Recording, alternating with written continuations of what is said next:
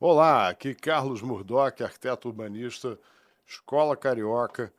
Hoje estamos aqui com Fernanda Cilino, que, na minha opinião, provavelmente o paisagista mais importante aqui na região do Rio de Janeiro, quiçá do Brasil.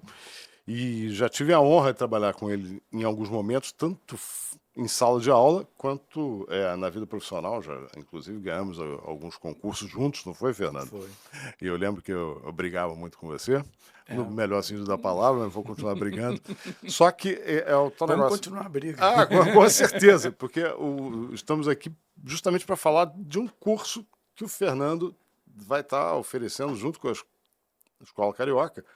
E pelo seguinte, porque nós detectamos que a gente sai da faculdade, né, do curso de arquitetura, design de interiores, nosso paisagismo acaba não sendo exatamente aquele que a gente imagina ou que o mercado nos solicita. Sim, Me sim. fala um pouco, Fernando, primeiro eu acho que é legal você se apresentar, porque você me mandou um currículo que parece uma bíblia, eu não vou fazer isso. Se puder sintetizar para a gente, pelo amor de Deus. Esse currículo é o Ah. currículo Lattes, tá? Eu tirei algumas coisas e coloquei aí na minha Algumas? inocência. E deu três páginas Tirei de os dois impressão. Ah, parágrafos, tá bom. porque Ah. botei as coisas que eu achava que eram mais relevantes para o curso. Primeiro, bom dia. Pô, obrigado, Murdock, pelo convite. Né? A ideia desse curso ela surgiu porque eu tenho assim, um histórico muito mais de atuação profissional do que como professor. Eu comecei a dar aula nos anos 90, dei aula como professor substituto na UF de paisagismo, e depois fiquei 2 anos na UF e 2 anos na SBA, que era Sociedade Brasileira de Agronomia. Na época, o Fernando Chassel montou um curso lá e me convidou para dar aula de paisagismo residencial dentro desse curso. Mas esse curso também durou uns 2 anos, e em seguida o Fernando Chassel veio dar aula aqui na UVA, né, fez um curso, me convidou, mas eu não tinha mestrado. E na época o meu escritório, a gente tinha uma demanda muito grande, tinha muito trabalho, tinha uma chácara também. E aos poucos, quer dizer, eu estou com 64 anos, eu fui é, diminuindo um pouco minhas Mas responsabilidades de você tem empregador. uma formação de que você é administrador de empresa, você Não, eu é o sou quê? formado em arquitetura e urbanismo pela Santa Úrsula em 84, Grande época da Santa há Úrsula. 40 anos Grande agora, época da Santa Úrsula. né? E depois eu fiz um curso de graduação técnica em botânica com o professor Luiz Emílio. Tinha um espaço que ele chamava CEM, que eu não me lembro exatamente, que ele e o Chassel dividiam e davam aulas. Aí eu fiz um curso lá com ele de um semestre, e depois eu segui fazendo alguns cursos com ele no Museu Nacional, durante uns 2 anos. Só uma pergunta, por que você falou vários cursos? Porque paisagismo a gente não aprende assim, Não, né? era um curso de Ah. botânica. Botânica. Botânica, que ele fez um curso para botânica para arquitetos. Na realidade, ou arquitetos paisagistas, né? Isso antes da onda de sustentabilidade, dessa onda Anos verde, 80, né? 88, 89, por aí. Um pouco antes do concurso de Palmas, lá que a Aham. gente venceu com o escritório. E depois eu fiz um mestrado agora, recentemente, em 2016 a 2018, na UFRJ, no PEU, né, que é o programa lá de engenharia urbana. Muito legal. Muito E eu legal. fiz uma dissertação que era justamente sobre sustentabilidade e metabolismo urbano, a atuação da infraestrutura verde, né, como responsável por uma regulação do metabolismo urbano. Então você me fala, porque muito se fala sobre o verde na cidade, não é o tema do seu curso, mas eu gostaria que você falasse um pouco sobre essa regulação desse elemento vivo regulando o metabolismo urbano. Ou seja, mais do que nunca, a cidade é um elemento vivo. Hoje em dia existe uma coisa muito mais técnica do paisagismo do que a gente via isso já nos anos 80 e 90 meio se construindo. Quer dizer, Uhum. quem começou com isso foi o Burle Marx, com toda certeza, né?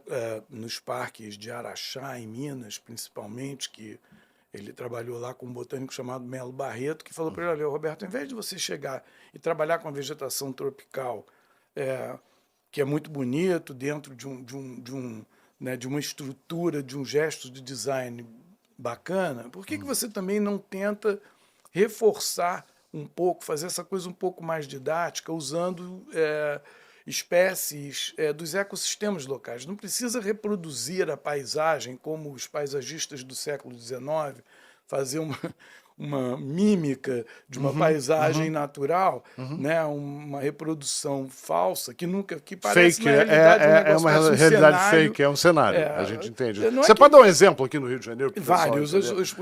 os parques do Glassview que eu acho belíssimos, Os tá? parques E do que estão Glassview, que totalmente a são jardins. gente vai botar na tela. São jardins românticos que, inclusive, são contemporâneos. É um estilo mais francês desse movimento romântico, né?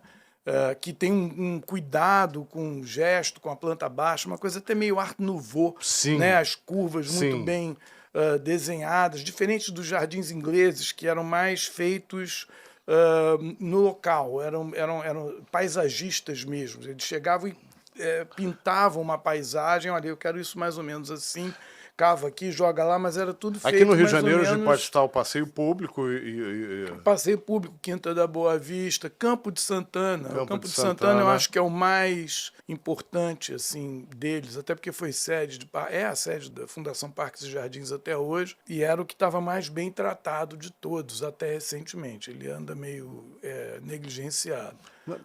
eu acho interessante isso, você comentar que é o gesto, às vezes, da planta abaixo, e que isso vai ser uma tradição durante um bom tempo no paisagismo, mas isso muda, né? Porque hoje em dia a gente olha para um paisagismo muito mais tridimensional e muito mais complementar aos percursos, aos caminhos. Ele não força mais. O que eu quero dizer é que antigamente os caminhos eram induzidos. Não, eu ainda acho. Ainda existe. Ainda acho que ainda existe isso. Acho que o por gesto isso que de design, ele é. Não, você tem várias escolas contemporâneas, tá? Mas continuo achando que é uma experiência que vai fazer com que você desenvolva lá um trajeto onde você vai ter uma sequência de eventos que você vai ter que apresentar, né, para o usuário, para que ele consiga, naquele percurso, né, entender o que vai acontecer. Às vezes é um percurso linear, vai ligar um ponto A a um ponto B. Às vezes não, às vezes você tem um percurso que é circular, que você vai fazer com que a pessoa entre no ponto A e volte para o ponto A para que ela tenha acesso à saída desse espaço. Então, ou às vezes você tem um espaço que você tem um circuito circular, um percurso que é um circuito e não uma coisa linear, né? Mas que permite uma experiência ali dentro que você pode, digamos, entrar em várias células diferentes e ter acessos e saídas diferentes, com experiências diferentes. Mas a experiência, ela continua sendo induzida, mesmo que seja com um grau de intervenção mínimo, você diminuir, digamos, a infraestrutura mesmo, arquitetônica, que vai dar suporte a esse percurso, então, usar materiais, né, quer dizer, a escolha dos materiais, dos acabamentos, ser uma coisa o mais natural possível. Uma das aulas que eu mais gosto de fazer é levar os alunos para o Jardim Botânico do Rio de Janeiro e mostrar, gente, repara que isso aqui, você está andando num passeiozinho de saibro, né? A nossa sarjetinha aqui é feita com pedras de mão, o tentozinho que separa o canteiro desses passeiozinhos é todo com pedra também de mão, não tem, tudo aqui absorve, os fluxos naturais estão mantidos, tá? E você tem uma experiência super agradável e tem mais, cai um toró aqui enorme, a gente entra aqui numa dessas edificações, espera aqui 5 minutos, quando a gente sai, esse negócio... Permeabilidade do solo... perfeita, ela né? chega... E, inclusive, existe uma coisa de absorção também, de radiação e de tudo mais. Eu acho que isso que você estava perguntando sobre a vegetação em áreas urbanas, quer dizer, a questão da infraestrutura verde. A infraestrutura verde é algo que nós temos que rapidamente voltar a pensar nisso de uma maneira muito séria. No Rio de Janeiro acontece hoje em dia uma divisão da gestão dessa infraestrutura verde. O Parques e Jardins passou a ter uma responsabilidade muito mais do planejamento, né? A gestão realmente de manutenção e conservação é feita pela Conlurb e as autorizações pela Secretaria de Meio Ambiente. Então ninguém se entende, a Conlurb vai lá com uma capacitação mínima dos profissionais, faz um certo estrago nesse arboreto urbano, eles podam as árvores, e a Light também podam as árvores sem qualquer critério, as árvores ficam com as copas desequilibradas, né? E aí a gente tem essa quantidade enorme de árvores que caem, né? mesmo Árvores depois jovens com 35 anos, 40 anos, que teoricamente são árvores que deveriam... Tá aí por aí mais às vezes, 70 anos, pelo corta menos. lá, vê que quando eles fazem uma Desequilibrou poda, você vê que a- o tronco está higino, não tá oco, não tem cupim, e mesmo assim a árvore foi removida. Você levantou duas por coisas que eu uma acho... questão, são dois problemas, tá? Tá. Problemas de conflitos Sensacionais com aí. redes aéreas de telecomunicações e as redes de transmissão de energia elétrica, e os conflitos subterrâneos, esses complicados, porque a gente tem, quando botaram gás natural aqui, fizeram uma abertura na calçada e cortaram as raízes de todas essas árvores. Isso é uma das razões. Elas estão desequilibradas embaixo. Você tem raiz para um lado e não tem para o outro. Tá? Se a copa desequilibra para o lado que a raiz não tem como segurar, ela vai tombar numa chuva pesada. Então, só para deixar isso claro, por exemplo, se eu vou fazer uma intervenção urbana, eu tenho que ter esse cuidado para entender que se eu, por acaso, cortar uma raiz, eu vou estar desequilibrando essa árvore. Com certeza. E no momento de fazer a copa, eu tenho que fazer a poda, eu tenho que fazer essa compensação, de Sim. alguma maneira. Uma das coisas que tem que se achar o raciocinar centro de gravidade. primeiro é o seguinte: qual é o valor de uma árvore? Tá? A minha dissertação eu saí tomando durante 1 ano e meio, fazendo medições, né, de temperatura, né, do ar, do bulbo seco, umidade relativa, radiação, né, ultravioleta e infravermelho, para a gente saber a quantidade, iluminância, saber como é que isso funcionava. E a ideia, a gente montou gráficos e obviamente e a rua era ali no bairro do Maitá, onde eu moro. Então, a última rua era Vilva Lacerda, mas tinha a Rua Maitá, o Largo dos Leões, Davi Campista, Cesário Alvim, João Afonso, Vilva Lacerda. Na Vilva Lacerda, que tem a rua era toda arborizada com uma espécie que o pessoal que chama de cássia do Sião, que é uma cássia amarela, é uma planta exótica, mas ela formava um dossel, ela estava toda fechada. E a gente chegava lá por volta de meio-dia, porque o termohigrômetro é o pior dos instrumentos. Ele leva, às vezes, 1 minuto. A gente chegava nas estações, ele leva 1 minuto para estabilizar. acertar, para estabilizar. E aí a gente tirava a temperatura, começava umas 9h30, 9 horas da manhã, acabava entre 11h30 e meio-dia. 2 horas não é uma diferença significativa, mas nas estações mais quentes, a Vilva Lacerda era a última rua. E ela foi a que teve a melhor performance, em todos os sentidos. Tá? Mantendo uma temperatura homogênea e dentro daquela faixa que a gente julga tolerável, né? Durante lógico, tem época do ano que não tem jeito, Não né? tem A jeito, gente está sim. muito acima do que poderia, tanto em umidade relativa quanto em temperatura, mas estaria tórrido, né? Mas a maior parte do ano a Vilva Lacerda foi que teve a melhor. E você vai publicar isso para a gente? Já foi, já está publicado. Não, está publicado lá no e tem no alguns repositório. artigos, tem alguns artigos que No foram repositório. feitos. Mas enfim, a ideia disso é o seguinte: é compreender o arboreto. Então a gente fez um estudo, dois estudos, um sobre a questão do conforto ambiental, desses parâmetros bioclimáticos, e a outra um estudo de fitossanidade do arboreto, né, da arborização. E todas as árvores foram inventariadas e a gente fez assim pegamos alguns itens, né, que nós achávamos que eram importantes, né, de fitossanidade, né, questões de procedência da planta, se ela é autóctone, se ela é exótica, idade, né, aproximada, para a gente ter uma ideia, e questões que lidavam com resiliência, porque eu acho que o que acontece hoje, a pior coisa é você botar uma árvore no meio urbano, que é um meio extremamente complicado, né, hostil, uma impermeabilização bárbara do solo urbano, com todos os conflitos. Você tem conflitos de todas as ordens. Tá? Se uma raiz levanta numa calçada, ao invés da gente pensar em levantar aquela calçada e criar uma passagem para o pedestre, o pessoal bota a árvore abaixo, porque está atrapalhando o trajeto de uma pessoa. Então tem conflito com o pedestre, conflito com o meio-fio, com a rua, com o carro, conflito com a rede de telecomunicações, com as redes todas, as subterrâneas e as aéreas, conflitos com edificações. E até surpreendente, né? Como a gente consegue ter arborização. E assim... E elas dão suporte, tá, também a uma fauna que é importantíssima para manter um equilíbrio, né? A gente não ter algum extremo ambiental, não só de temperatura, problemas da água não estar sendo drenada, dos fluxos naturais não existirem, mas você manter um mínimo, né, de temperatura funcionando, e o mínimo dessas interações desses bichinhos que estão ali comendo insetos, estão impedindo que os cupins entrem necessariamente nas árvores mais velhas, né? Você ter evitar algo que, de repente, determinado inseto ou um determinado bicho ele se prolifere de maneira incontrolável, né? Então, eu acho que é ter um equilíbrio, é pensar, olha, essa árvore aqui é importante porque ela dá um fruto carnoso que atrai o morcego, essa daqui atrai beija-flores, essa daqui atrai Na verdade, é um ecossistema que você tem que manter, equilibrado.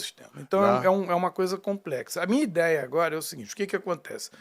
Vou falar um pouco do curso. Né? Eu ia perguntar justamente isso, porque, só para comentar, porque você tem uma maneira de olhar, de manter equilíbrio, e o equilíbrio se dá em várias instâncias. Né? E, ao mesmo tempo, o seu trabalho acadêmico recente foi de uma grande escala, a gente entende que o seu trabalho de Palmas, ele é um trabalho que é ponto de virada na sua carreira, que te lança para uma projeção importante, mas esse trabalho não iria acontecer se não tivesse esse background, e você propõe para a gente, e com muita honra, um curso de paisagismo residencial, que parece que é outra ponta, mas eu acho que não mas fala um pouco. A gente está falando aqui de atuação, eu falei de atuação profissional, falei um pouco dessa experiência acadêmica recente, e aí em 2019 eu entrei para a Universidade Estácio de Sá, para a Unesa, aqui no Rio, e estou dando aula em Niterói já há 5 anos. E aí a minha experiência profissional, como eu dizer assim, olha, eu não sou professor, eu estou professor. E hoje em dia não, eu sou professor. Depois de 5 anos, eu me considero professor. Os alunos gostam dos meus cursos. E o que eu detectei é o seguinte: na universidade, a gente começa o curso de paisagismo indo projetar uma praça e depois um parque. E a gente não pega o básico, que é, digamos, a fatia do mercado que o egresso, o aluno, o estudante de arquitetura, assim que ele se forma, ou de design, ou até mesmo um engenheiro agrônomo, geralmente a gente vai pegar o paisagismo residencial. Quer dizer, é um projeto para uma casa, né, ou para uma cobertura, uma portaria de um prédio, são coisas menores, tá? E dentro dessa escala, que eu acho que é uma escala importantíssima, porque ela te dá a escala relativa. O que acontece,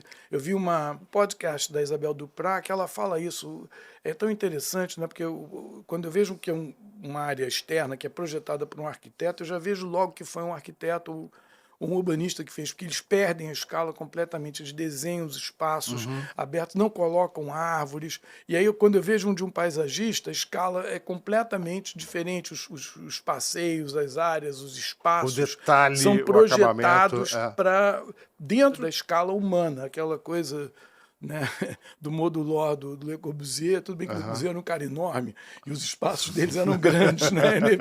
Mas existe isso, tá? E existe uma técnica para isso. Eu não tenho uma formação profissional, eu não sou arquiteto paisagista formado por uma universidade disso. Eu fui totalmente autodidata, com a ajuda do Fernando Chassel, que eu acho que foi um grande, além de ter conhecido o Roberto Bulemarx, que me fez ingressar realmente na carreira, abraçar paisagismo como profissão.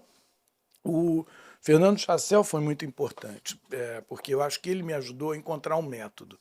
E aí o que eu vou ensinar, eu acho que isso é método, é como que a gente pode trabalhar o paisagismo residencial, conhecer que o paisagismo ele é dividido em duas áreas muito claras. Você tem um paisagismo arquitetônico e um paisagismo botânico, que o pessoal nas universidades americanas de arquitetura paisagística chamam de soft land e hard landscape. Foi você que inventou esse termo? Não, abrasileirou esse termo? Não, eu abrasileirei o termo. Abrasileirar o termo. Porque no escritório eu precisava dividir as etapas e explicar para os alunos. Esse curso, inclusive, eu fazia, às vezes, na época de Palmas, eu comecei a dar umas aulas no escritório, porque ninguém entendia nada de paisagismo. E às vezes era difícil, você tinha que delegar uma responsabilidade. Às vezes você tem uma pessoa que tem muito talento, está trabalhando com você. Aham. Você deve ter conhecido a Carmen Moura, ela Sim, foi minha sim, claro. estagiária.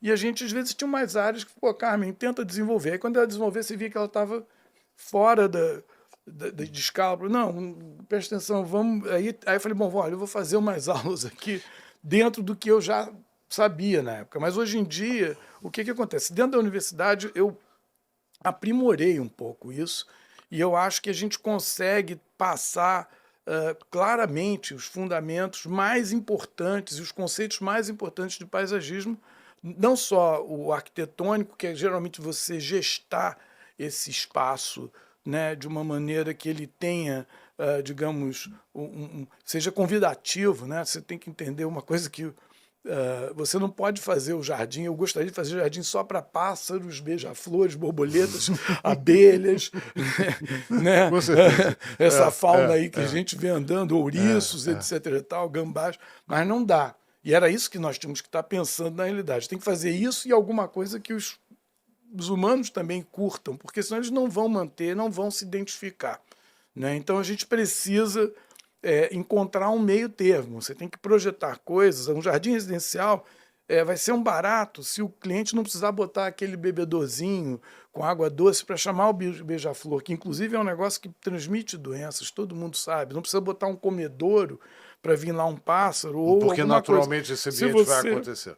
Se você projetar um jardim com calma e souber, você vai saber, olha, essas plantas aqui atraem borboletas, essa daqui atrai beija-flores, vamos tentar colocar plantas aqui que fiquem floridas o ano inteiro, outras que deem frutos carnosos, não frutos ou frutas, né, necessariamente, porque também tem isso, a gente tem um déficit cultural. O brasileiro tem 800 anos de domínio moro, que foi o que aconteceu lá na Península Ibérica, e os portugueses nós somos profundamente árabes, né? Se você for vai lá no Saara ou passa num camelódromo, a gente não consegue passar e olhar uma feira livre ou qualquer coisa sem parar e sem ser atraído por ela. Isso é árabe, é totalmente árabe. E o nosso urbanismo é luso-mouro, as ruas das cidades históricas eram estreitas, era aquela coisa do urbanismo árabe mesmo, de ruas de 7 passos de Maomé, casas sobrados que faziam sombra na rua, não plantavam-se árvores,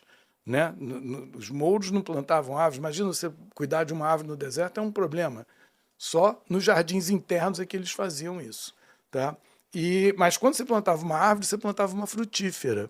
Porque já que eu vou plantar isso, vai me dar um trabalho danado, eu quero que ela me pague. Eu quero que pague pelo meu trabalho. Então, na realidade, é tentar mudar um pouco isso, tá? Essa visão. Eu vou dividir esse curso, vai ter uma parte de fitogeografia, um pouco sobre botânica, para a gente entender de ecossistemas, que é um módulo do paisagismo botânico, onde a gente vai conseguir selecionar espécies de uma forma ordenada para montar um elenco, e um outro que é o paisagismo arquitetônico, onde eu vou dar esses princípios de elementos da forma, da perspectiva. Então, na verdade, é uma porta de entrada para esse mundo do paisagismo. Você acha que a pessoa, depois de fazer o seu curso, ela vai estar apta a se arriscar nos próprios projetos?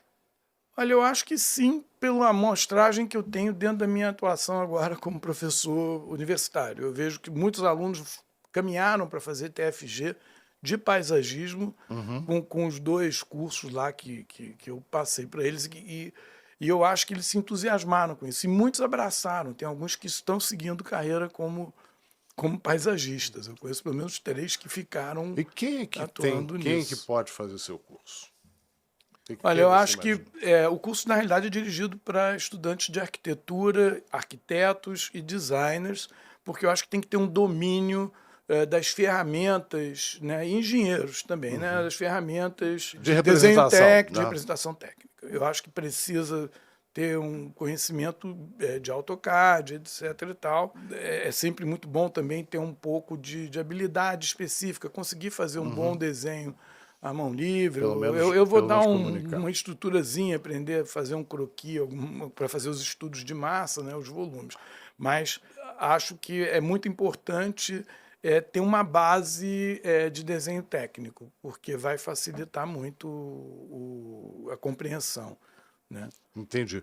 Gente, o curso a partir de março de 2024, em algum lugar na tela, link na bio, em algum momento, vocês vão ver como poderão fazer as inscrições. Essas aulas são online, as teóricas, e presenciais e de laboratoriais, projeto. inclusive de projeto e de vivência no espaço, né? E aulas externas. A ideia é fazer umas aulas externas para experimentar, assim, né, os alunos que tiverem disponibilidade, a gente vai visitar o Jardim Botânico. Eu acho importantíssimo isso, essa questão de a gente voltar a se ver e voltar a ter contato. Não é só a internet, não é só o YouTube. Sim. A gente usa para o bem, para as coisas que a gente acha que pode, mas essa coisa de ter contato é a base e a essência da Escola Carioca. Fernando, tenho umas 20 perguntas para te fazer. A gente não vai ter tempo, mas eu queria te agradecer muito por ter vindo aqui. E que prazer te ouvir. Estou entusiasmado. Já tenho alguns convites, propostas indecentes para você, logo depois que a gente acabar de gravar. Gente, obrigado. Obrigado.